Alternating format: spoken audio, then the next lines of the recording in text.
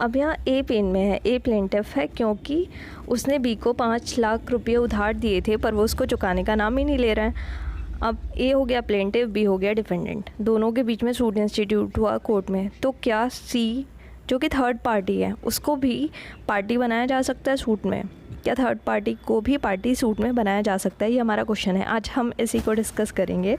तो चलिए स्टार्ट करते हैं। Hello and welcome you all to law with flow. So आज का हमारा टॉपिक है सीपीसी। सीपीसी में हम बहुत छोटे छोटे बट बहुत इंपॉर्टेंट टॉपिक डिस्कस करने वाले हैं। चलिए स्टार्ट करते हैं। सबसे पहला हमारा टॉपिक है प्रोफॉर्मा डिफेंडेंट। ये सीपीसी में कहीं भी डिफाइंड नहीं है, कहीं भी मेंशन नहीं है, तो हमें समझ ही नहीं आता ये आखिर है क्या। तो डिफेंडेंट, प्रोफॉर्मा डिफेंडेंट वो डिफेंडेंट होता है जो सूट में पार्टी होता है। सूट में एज अ डिफेंडेंट पार्टी तो होता है बट उसके अगेंस्ट प्लेंटिफ जो बंदा पेन में होता है, जो सूट इंस्टीट्यूट करता है, कोई भी रिलीफ क्लेम नहीं करता। चलिए इसकी डेफिनेशन पे जाते हैं और क्लियर समझ में आएगा और फिर हम एक एग्जांपल की हेल्प से इसको और क्लियर समझने की कोशिश करेंगे। Defendant against whom no relief is claimed in any suit but whose presence is necessary for the final decision in a suit is known as proforma defendant. वो डिफेंडेंट जिसके अगेंस्ट प्लेंटिफ ने कोई भी relief claim नहीं किया है but उसकी presence suit में फ़ाइनल डिसीज़न देने के लिए बहुत ज़रूरी है, उसको बोलते हैं प्रोफॉर्मा डिफेंडेंट। सीपीसी में वैसे कहीं भी ये मेंशन नहीं है बट ये केस लॉ से डेवलप हुआ है। अगर हम एक एग्जांपल लें, फॉर एग्जांपल ए ने बी को सू किया पोजीशन के लिए प्रॉपर्टी के और बी ने बोला कि वो सी का टेनेंट है। ध्यान से सुनेगा, ए ने बी को सू किया प्रॉपर्टी के पोजीशन के लिए और बी ने बोला कि वो तो सी का टेनेंट है। अब यहाँ C as a proforma defendant join करेगा क्योंकि ए ने सू किसको किया? बी को। सी को तो सू नहीं किया है बट सी की प्रेजेंस, क्योंकि बी ने बोला वो सी का टेनेंट है, तो सी की प्रेजेंस यहाँ पे बहुत ज़रूरी है। उससे पूछा जाएगा वो आपका टेनेंट है या नहीं है, या डिस्प्यूट पूरा तभी डिसाइड होगा जब वहाँ पे सी आए कोर्ट में और अपना स्टेटमेंट दे। ठीक है, तो यहाँ पे सी है proforma defendant against whom no relief is claimed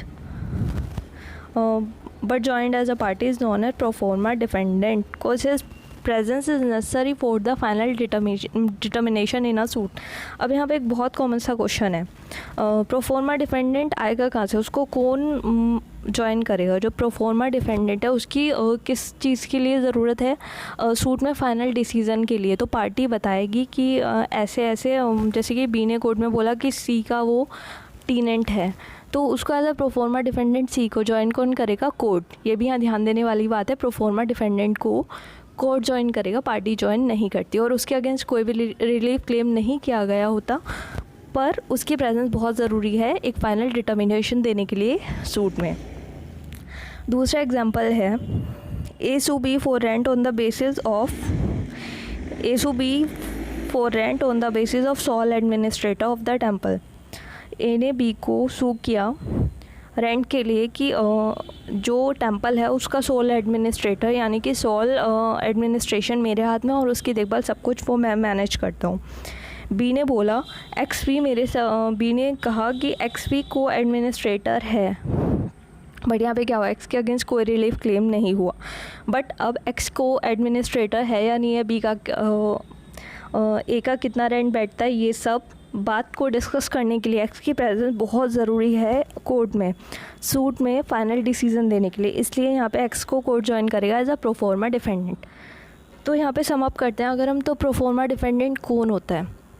proforma defendant एक डिफेंडेंट होता है जिसके अगेंस्ट पार्टी कोई रिलीफ क्लेम नहीं करती बट उसकी प्रेजेंस बहुत ज़रूरी होती है सूट में फ़ाइनल डिसीजन देने के लिए।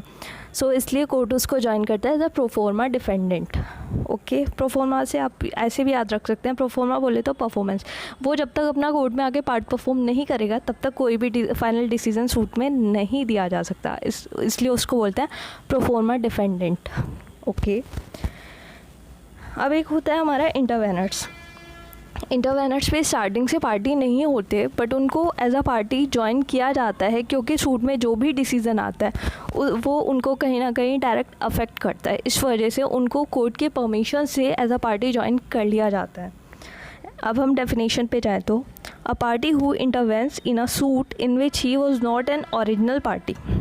but entered in the suit as a plaintiff or a defendant with the permission of the court because the party has a personal stake in the outcome. कोई भी पार्टी इंटरवीन को हिंदी में बोलते हैं हस्तक्षेप, और मतलब दखल अंदाजी करना किसी चीज़ में।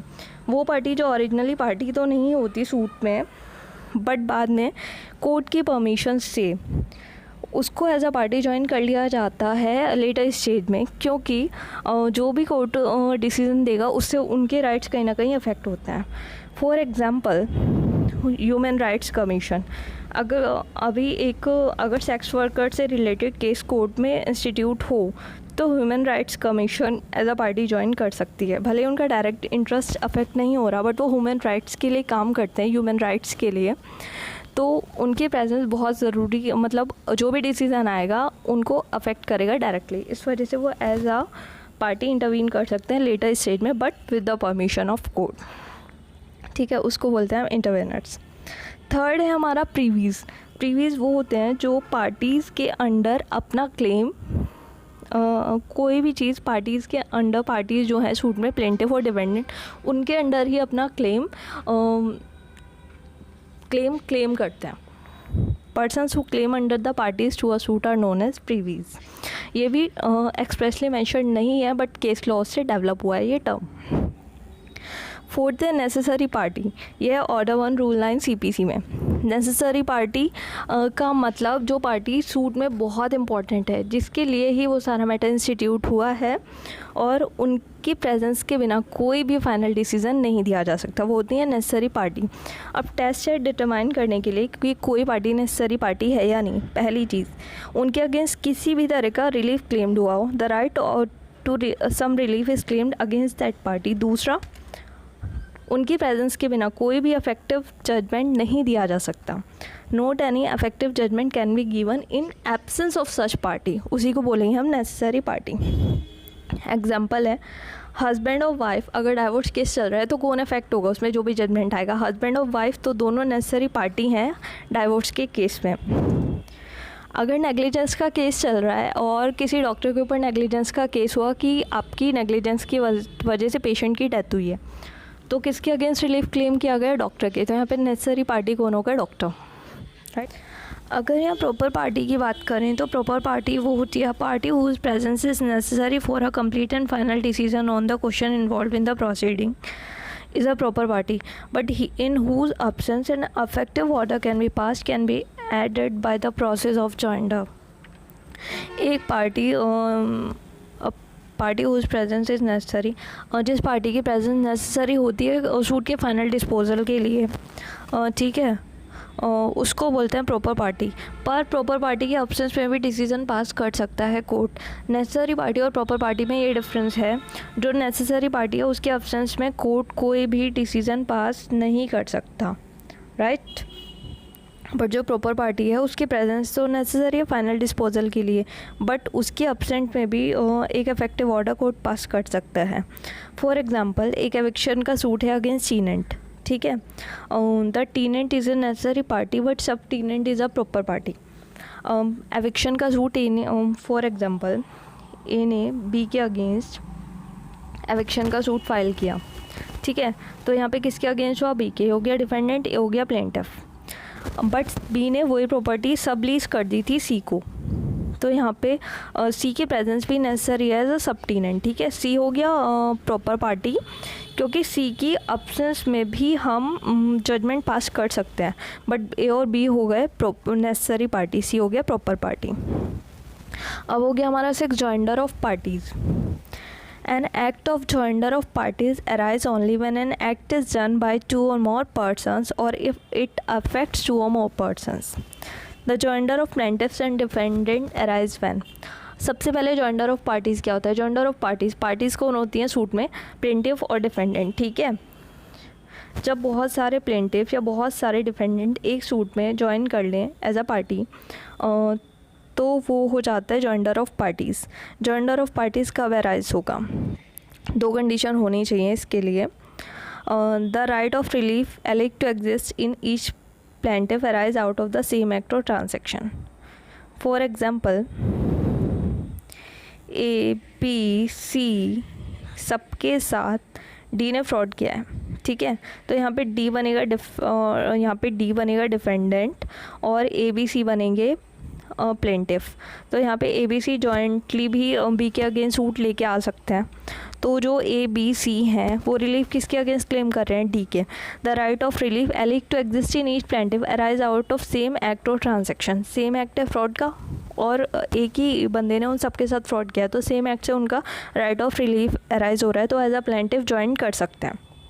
सेकेंड है the case is of such a character that if such person brought separate suits any common question of law और फैक्ट वुड अराइज। या फिर केस इस नेचर का है, अगर वो सब अलग अलग सूट लेके आएंगे तो उनका कॉमन क्वेश्चन ऑफ लॉ या फैक्ट अराइज हो रहा है, उस कंडीशन में भी वो पार्टी एक दूसरे को ज्वाइन करके सूट ला सकते हैं। फॉर एग्ज़ाम्पल हमारे पास EWS कोटा का केस है, ठीक है। ए ने सूट फाइल किया रिजर्वेशन के लिए, बी ने पिटीशन फाइल की, सी ने पिटीशन फाइल की, डी ने फाइल की, सब ने फाइल किया अलग। कोर्ट ने क्या किया, सब में एक ही क्वेश्चन लॉ का अराइज हो रहा था, EWS रिजर्वेशन इज़ वैलिड और नॉट। तो कोर्ट ने क्या किया, ए को, बी को, सी को, डी को, सब की पिटीशन ज्वाइन कर दी और फिर कोर्ट में एक ही केस इंस्टीट्यूट हुआ है, ठीक है। इससे क्या हो, कोर्ट का टाइम बचा और पार्टीज़ के अलग अलग इतने सारे सूट हो रहे थे, वो सब हट के एक ही क्वेश्चन कॉमन था, EWS रिजर्वेशन इज़ राइट और रॉन्ग, और सबको एज अ पार्टी ज्वाइन कर लिया। क्यों? क्योंकि यहाँ पे common question of law arise हो रहा था, तब भी पार्टी जॉइंटर ऑफ पार्टीज़ हो सकता है। एग्जाम्पल है A assault B and C simultaneously. B and C में join as plaintiff against A. A ने बी और सी को एक के बाद एक असॉल्ट किया, ठीक है। तो बी और सी ने एज अ पार्टी ज्वाइन किया और एक के अगेंस्ट सूट फाइल किया। अब ये हो गए प्लेंटिफ। बी और सी मिलके जॉइंट होके बी एंड सी का एक सूट चल रहा है, किसके अगेंस्ट, ए के अगेंस्ट, ठीक है। क्योंकि सेम रिलीफ क्लेम कर रहे हैं वो against A, that's why they joined as plaintiff. ये हो गया joinder of parties. When a party does not join the when a necessary party does not join the suit it is known as non joinder of parties. यहाँ necessary party वो वाली necessary party नहीं है, but हाँ जो party suit के लिए important है उसी ने अगर ज्वाइन नहीं किया तो उसको बोलेंगे नॉन जॉइंडर ऑफ सूट। और नॉन जॉइंडर का अफेक्ट ये होगा कि सूट डिस्मिस नहीं होगा, ठीक है। ये क्यूरेबल एरर है, बाद में इसको ठीक किया जा सकता है। बट अगर नेसेसरी पार्टी ने, अब जो प्रॉपर पार्टी और नेसेसरी पार्टी वाली नेसेसरी पार्टी है, यानी कि जिस पार्टी के एब्सेंस में कोई मतलब जिस पार्टी के एब्सेंस में एक डिसीज़न पास नहीं हो सकता, वो नेसेसरी पार्टी अगर सूट ज्वाइन नहीं करेगी तो सूट डिसमिस हो जाएगा। फॉर एग्जांपल हस्बैंड और वाइफ के बीच में डाइवोर्स का केस है, अगर हस्बैंड वाइफ ही एज अ पार्टी ज्वाइन नहीं करेंगे तो सूट डिसमिस हो जाएगा, ठीक है। नेक्स्ट है हमारा मिस जॉइंडर ऑफ पार्टीज़।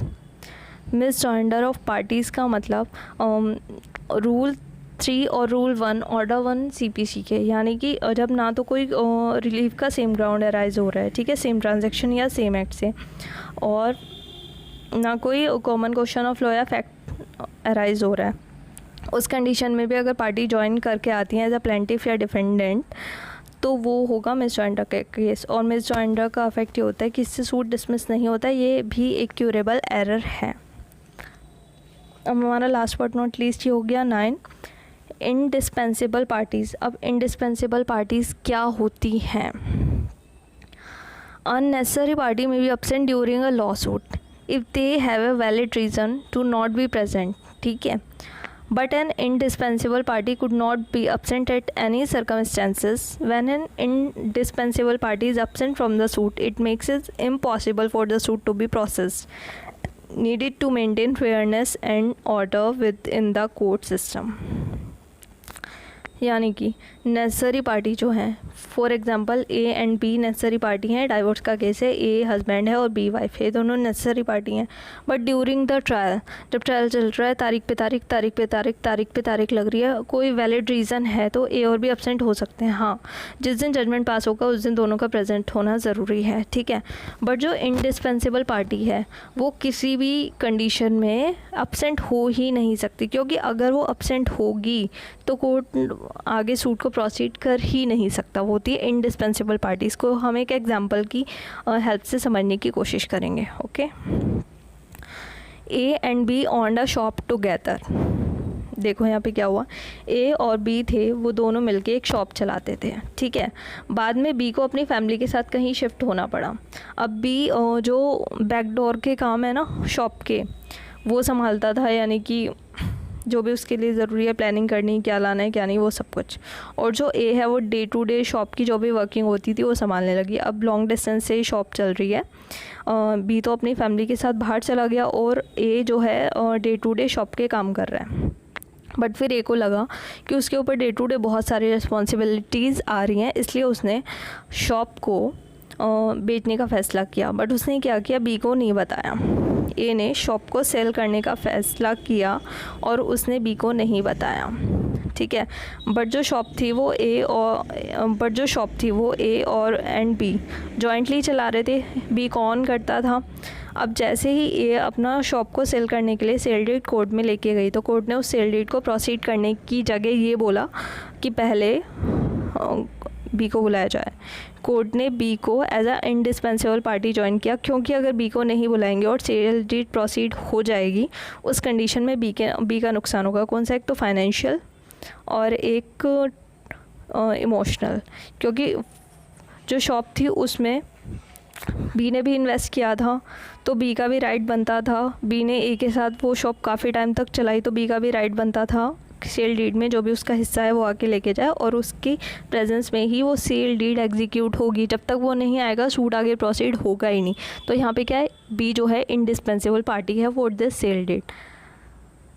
सो आज के हमारे छोटे छोटे टॉपिक थे सीपीसी के। आई होप आप सबको समझ में आए होंगे, और फिर मिलते हैं नेक्स्ट वीडियो लेक्चर में एक नए टॉपिक के साथ। तब तक के लिए थैंक यू सो मच।